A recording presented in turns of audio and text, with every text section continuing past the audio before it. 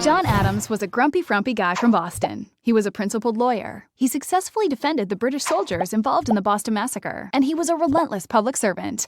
Adams was a leader in the Continental Congress, a diplomat to Europe, and the first vice president. In 1796, he won the world's toughest job, following George Washington as president. Adams had two wars to deal with. One was between America's new political parties. Federalists like Adams wanted a stronger national government, and Democratic Republicans wanted a smaller one. The fighting got nasty, but America got used to it. The parties have changed, but we still have a two-party system today. The second war was France versus England. Adams wanted to stay neutral, but each country's navy kept harassing U.S. merchants. He raised taxes to beef up naval defenses, and he signed the Alien and Sedition Acts, targeting foreigners and critics of the government. Adams kept the peace, but lost to Thomas Jefferson, a Democratic Republican, in 1800. Before he left, he made a huge impact by appointing Federalist John Marshall to lead the Supreme Court. And he lived until July 4th, 1826, America's 50th anniversary. Now that's patriotic.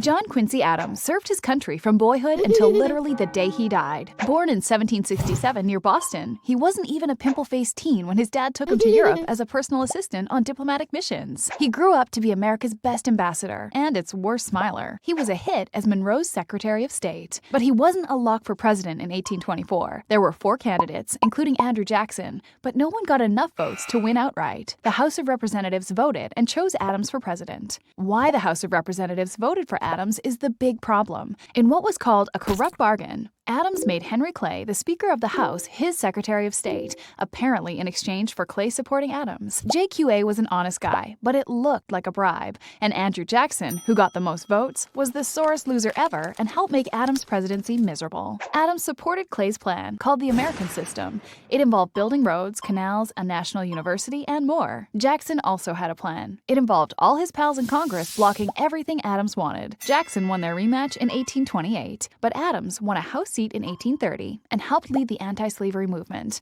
In 1848, he had a stroke on the House floor and died. Hey, retirement's not for everybody.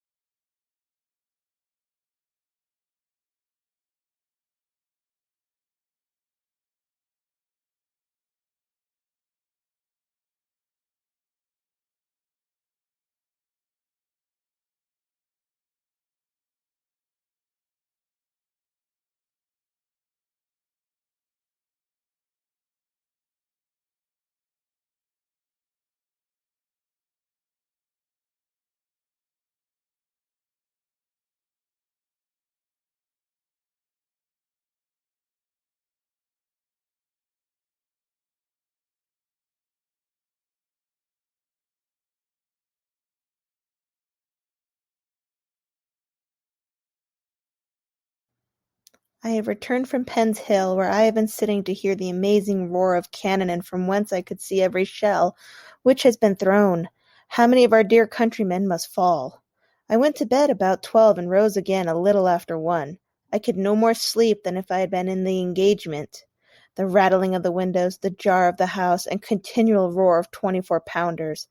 The busting of shells gives us such ideas, and realize a scene to us of which we could scarcely form any conception. About 6 this morning there was quiet. I rejoiced in a few hours of calm.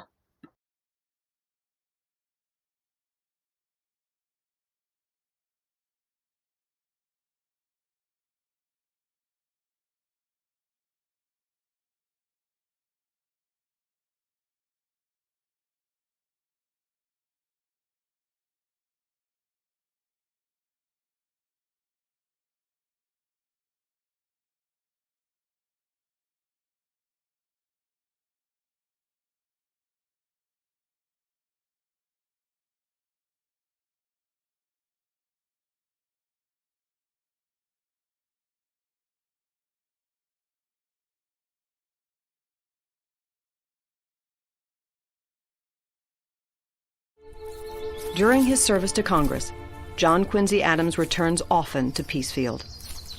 He prefers tending to trees, especially white oaks, which he thought represented the sturdy growth of New England.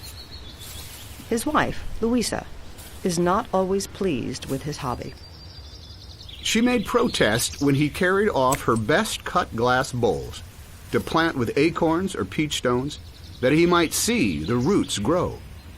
John Quincy's fondness for trees had a philosophical underpinning. Trees 100 years hence will bear delicious fruit, or afford us shelter, and shade ages of men.